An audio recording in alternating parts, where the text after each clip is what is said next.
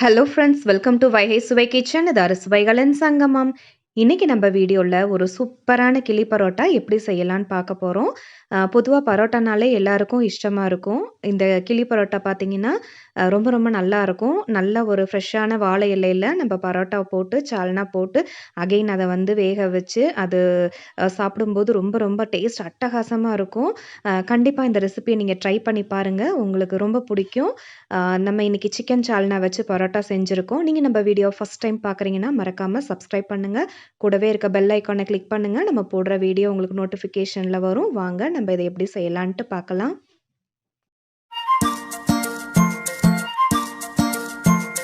First நம்ம தேங்காய் paste அரைக்க போறோம். அதுக்கு வந்து ஒரு 6லேருந்து 7 கேஷ்நட் எடுத்துக்கலாம். உடைச்ச முந்திரி பருப்பு, ஒரு பெரிய துண்டு பட்டை எடுத்திருக்கேன், 4 கிராம்பு, 1 டீஸ்பூன் அளவுக்கு சோம்பு எடுத்திருக்கேன், 1 டீஸ்பூன் அளவுக்கு சீரகம் எடுத்திருக்கேன், ஒரு 1/4 டீஸ்பூன் அளவுக்கு மிளகு சேர்த்திருக்கேன். இது வந்து ஆப்ஷனல்.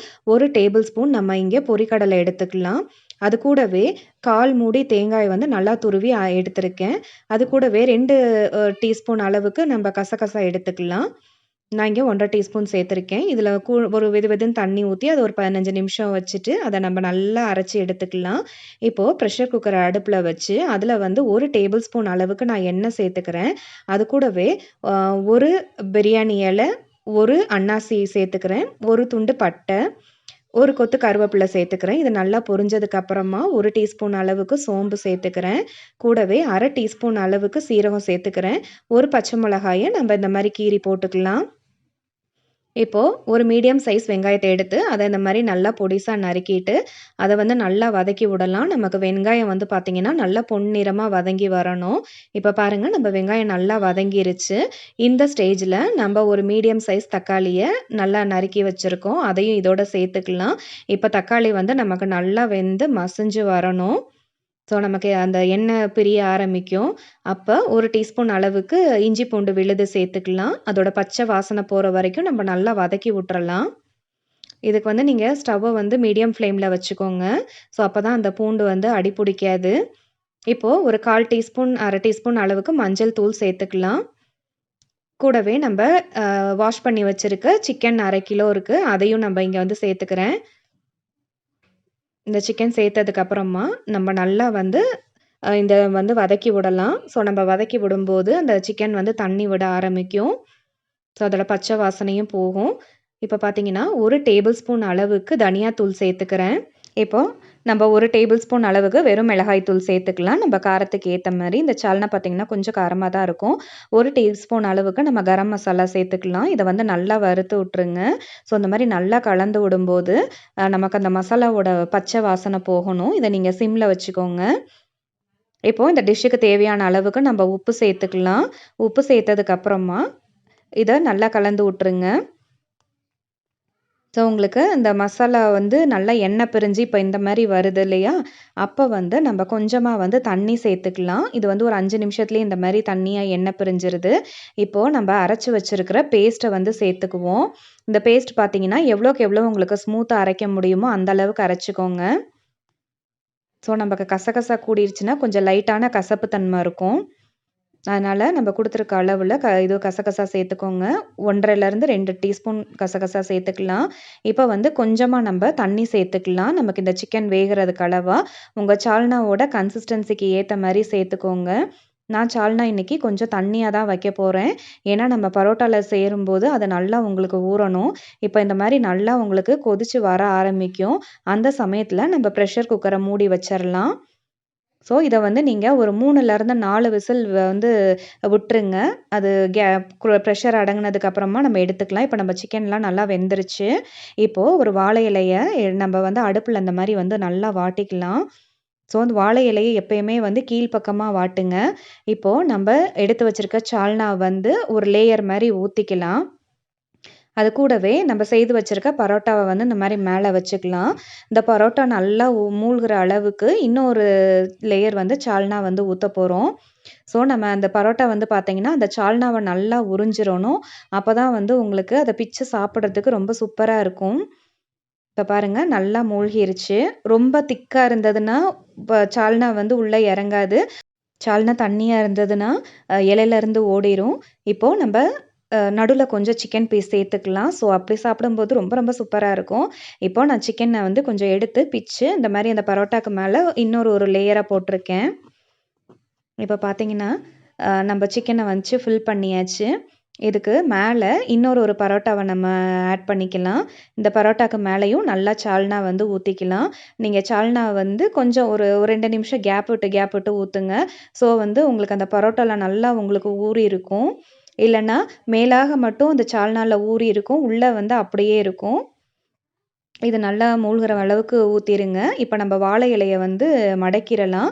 ஸோ நம்ம வாழை இலைய வாட்டியிருக்கனால உங்களுக்கு இலை வந்து கிழிஞ்சிராது. ஸோ அந்த மாரி நல்லா வந்து கம்ப்ளீட்டா மடக்கிருங்க. ஸோ நமக்கு இந்த பரோட்டா வந்து அந்த வாழை இலையில வெந்து வரும்போது, அதோட வாசனமும், அதோட ருசியும் வந்து ரொம்ப ரொம்ப அருமையா இருக்கும். இப்போ வந்து நம்ம மடக்கியாச்சு பாருங்க. ஸோ இந்த மாரி நம்ப நாலா பக்கமும் மடக்கி விட்டாச்சு.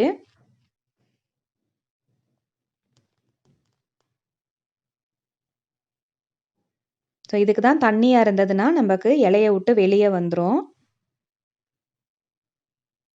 இப்போ இத வந்து நம்ப அந்த வாழை நார்லயே வந்து நம்ம கட்டிறலாம். அப்பதான் இலை வந்து பிரிஞ்சு வராது. இந்த மாரி வந்து நல்லா டைட் பண்ணிருங்க.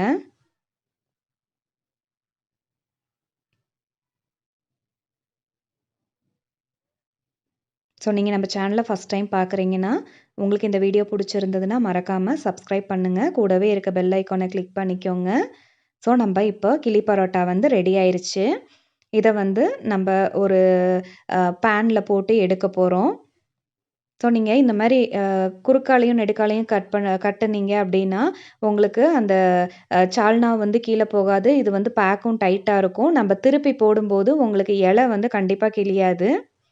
ஸோ இந்த மாரி 2 பக்கமும் ரேப் பண்ணிருங்க. இப்ப பார்த்தீங்கன்னா தெரியும். நம்ம 2 பக்கமும் நல்லா கம்ப்ளீட்டா கட்டிட்டோம். இப்போ ஒரு பேன வந்து அடுப்புல வச்சுட்டு, அதுல வந்து நம்ம கட்டி வச்சிருக்க இந்த பரோட்டாவ வந்து சேர்த்துக்க போறோம். இப்போ இத வந்து ஒரு மீடியம் ஃப்ளேம்ல வச்சுக்கோங்க. கொஞ்சம் கொஞ்சமா தண்ணி சேர்த்துக்கலாம். ஒரு 1/4 கப் அளவுக்கு தண்ணி சேர்க்கலாம். நெறையா தண்ணி சேர்த்தீங்கன்னா, இலைக்குள்ள போயிரும். அப்புறம் சால்னா ரொம்ப அதோட ருசி வந்து மாறிரும். கொஞ்சம் கொஞ்சமா சேருங்க. ஒரு 5 மினிட்ஸ் இந்த தண்ணியெல்லாம் வத்த ஆரம்பிக்கும். அதுக்கப்புறமா நம்ம இந்த பரோட்டாவ வந்து நம்ம திருப்பி போட்டுக்கலாம். ஸோ அந்த மாரி கேர்ஃபுல்லா திருப்பி போட்டுருங்க. இப்ப பாருங்க, ஒரு பக்கம் நல்லா வெந்திருக்குது. இப்போ கூடவே இன்னும் கொஞ்சம் வந்து தண்ணி சேர்த்துக்கலாம். ஒரு 1/4 கப் அளவுக்கு தண்ணி சேர்த்துக்கலாம். இப்போ இந்த பக்கமும் 5 மினிட்ஸ் வந்து நம்ம குக் பண்ணலாம். இத நீங்க மூடி வச்சுருங்க. மூடி வச்சு குக் பண்ணும்போது, உங்களுக்கு நல்லா ஈவனா குக் ஆகும். அந்த வாழை இலையோட வாசனை வந்து உங்களுக்கு அந்த பரோட்டாலே இருக்கும். இப்ப நம்ம குக் பண்ணிட்டோம், எடுத்தாச்சு. இத நம்ம கட் பண்ணி பார்க்கலாம். நீங்களே பாருங்க எவ்ளோ சூப்பரா வருதுன்னு சொல்லிட்டு. இத வந்து செய்யும்போதே வந்து ரொம்ப ரொம்ப அதோட ஃப்ளேவர் வந்து அவ்ளோ அருமையா இருக்கும்.